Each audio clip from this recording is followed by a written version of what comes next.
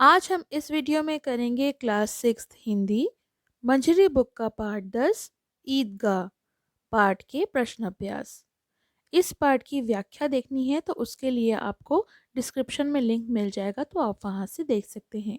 चलिए इस पाठ के प्रश्न अभ्यास शुरू करते हैं।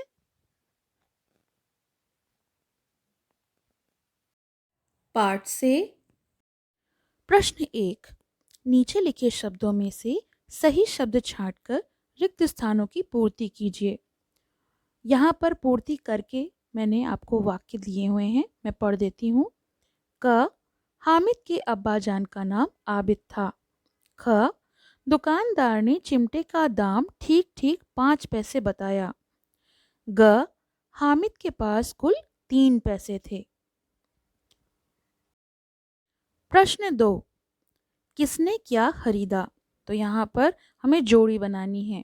यहाँ बच्चों के नाम दिए हुए हैं और किसने क्या खरीदा ये बताया गया है, तो हमें मिलान करना है। महमूद ने सिपाही, मोहसिन ने भिश्ती, हामिद ने चिमटा और सिम्मी ने खंजरी। प्रश्न 3, जब सभी बच्चे घोड़ों और ऊँटों पर बैठकर 25 चक्करों का मजा ले रहे थे, तब हामिद दूर खड़ा क्या सोच रहा था?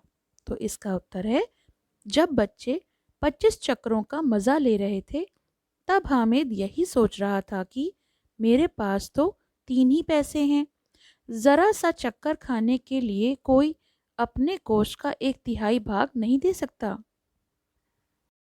प्रश्न 4, हामिद महंगे खिलौने ना खरीद सकने पर अपने आप को कैसे समझा रहा था? तो इसका उत्तर है, बच्चा और खिलौना दोनों एक दूसरे के पूरक होते हैं, यानी बच्चों को खिलौने बहुत पसंद होते हैं। हामिद कितना भी होशियार सही, लेकिन उसके अंदर के बच्चे का मन भी खिलौने के लिए तरसता था।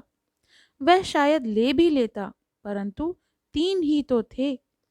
अतः उसने स्वयं को समझाया कि इन खिलौने की क्या हस्ती है, अभी हैं और हाथों से छूट गए तो नहीं हैं, यानी अगर गिर गए तो टूट जाएंगे।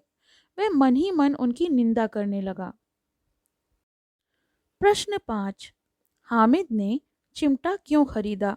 तो इसका उत्तर है, रोटी पकाते समय दादी की उंगलियां जलने से बचाने के लिए ही हामिद ने चिमटा खरीदा, जिससे कि उसकी दादी की उंगलियां जलने से बच जाएं। प्रश्न 6, हामिद ने क्या कहने पर बुढ़िया अमीना का क्रोध तुरंत स्नेह में बदल गया? तो उसकी दादी का नाम अमीना था। इसका उत्तर है, हामिद के ये कहते ही कि तुम्हारी उंगलियां तवे से जल जाती थीं, इसलिए मैंने ये ले लिया। यह सुनकर बुढ़िया अमीना का क्रोध तुरंत स्नेह में बदल गया और उसने हामिद को सीने से लगा लिया। प्रश्न 7, नीचे लिखे गए वाक्यों को कहानी के क्रम से लिखिए। तो मैंने क्रम में लिखा है। पहला, अमीना परेशान थी, हामिद को अकेले मेले कैसे जाने दे। दूसरा, सहसा ईदगाह नजर आया। इसके बाद, नमाज खत्म होने पर सब गले मिले। हामिद ने चिमटा खरीदा, चिमटे ने सबको मोहित कर लिया। बुढ़िया का क्रोध स्नेह में बदल गया। अमीना दामन फैलाकर दुआएं दे रही थी। प्रश्न 8, इस कहानी में आपको कौन सी बात सबसे अच्छी लगी और क्यों? तो इसका उत्तर है, इस कहानी में मुझे हामिद का अपनी बूढ़ी दादी माँ अमीना के लिए मेले में चिमटा खरीदना सबसे अच्छा लगा, क्योंकि हामिद एक अनाथ बच्चा है, उसके माता पिता नहीं हैं और वह अपनी बूढ़ी दादी माँ यानी अमीना के साथ रहता है। वह गांव के अन्य बच्चों के साथ मेला देखने गया था।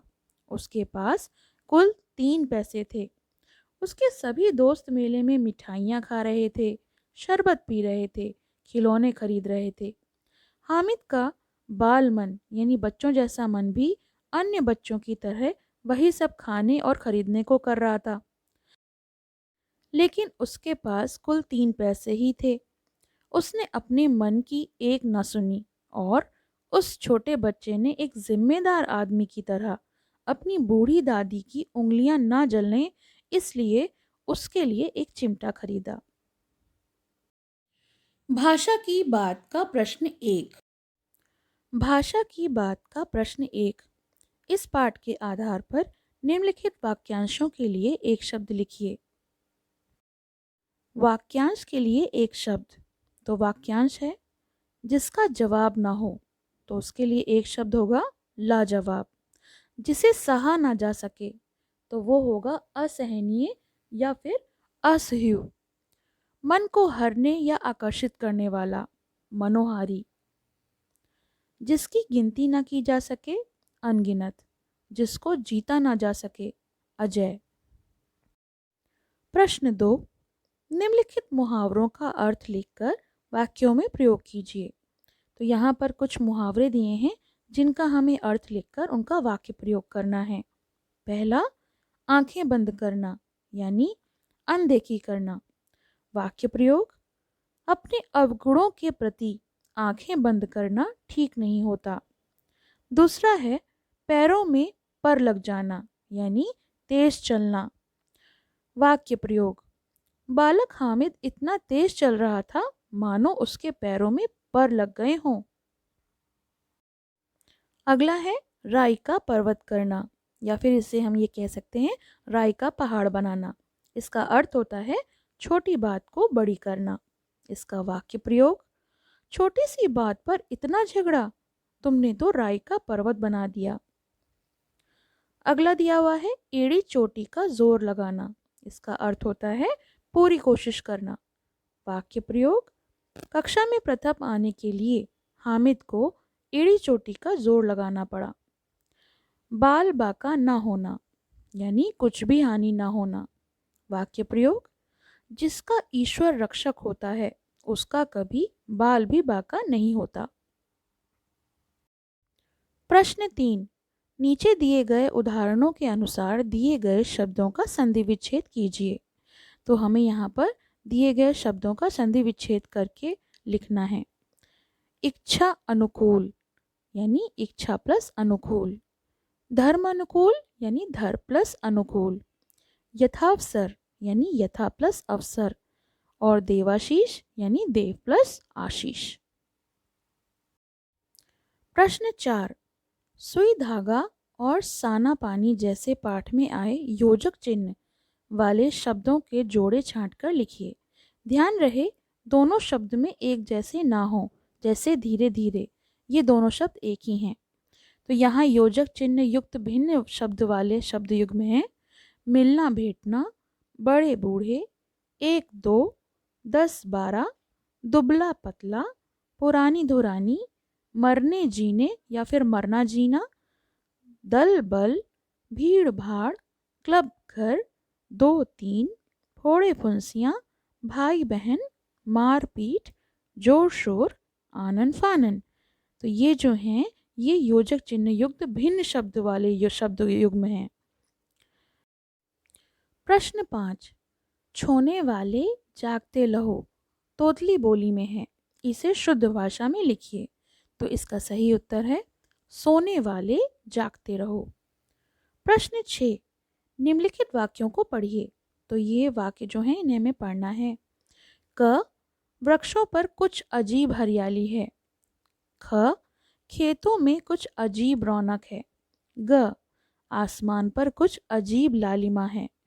तो इस प्रकार से कुछ अजीब से 5 वाक्य और बनाइए। तो कुछ अजीब शब्द से कुछ 5 वाक्य ऐसे होंगे। क, उनमें कुछ अजीब ऐब है।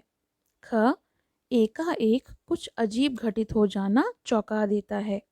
ग, समझ कर भी ना समझ बनने वाले लोग कुछ अजीब होते हैं। घ, मितली आते कुछ समय कुछ अजीब सा अनुभव होता है। ड़, दुनिया में कुछ अजीब बनकर रहना हास्यास्पद बना देता है। तो ये तो होगा इस पाठ के प्रश्न अभ्यास। अगर आपको इस पाठ का व्याख्या चाहिए तो उसका लिंक आपको डिस्क्रिप्शन में मिल जाएगा। आपको ये वीडियो कैसा लगा ये कमेंट्स बॉक्स में ज़रूर लिखिएगा। धन्यवाद। पसंद आया हो तो लाइक करें, शेयर करें और चैनल को सब्सक्राइब करें।